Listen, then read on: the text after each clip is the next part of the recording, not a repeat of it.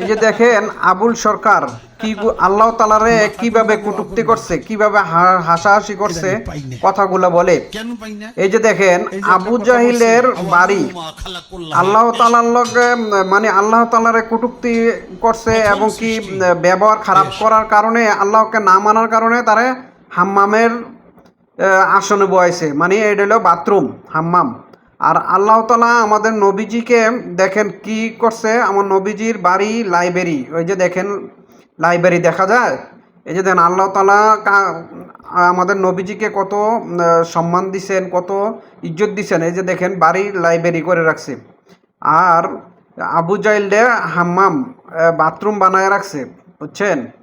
তো আবুল সরকার শিল্পী এতে আমার আল্লাহ তাআলার নিয়া কটূক্তির কথা বলছে, তার ছাড় দেওয়া যায়? ছাড় দেওয়া যায় না। তার পক্ষে আবার নিজের বিএনপির ফখরুদ্দিন, হ্যাঁ, তার সাফাই গাইতেছে। চিন্তা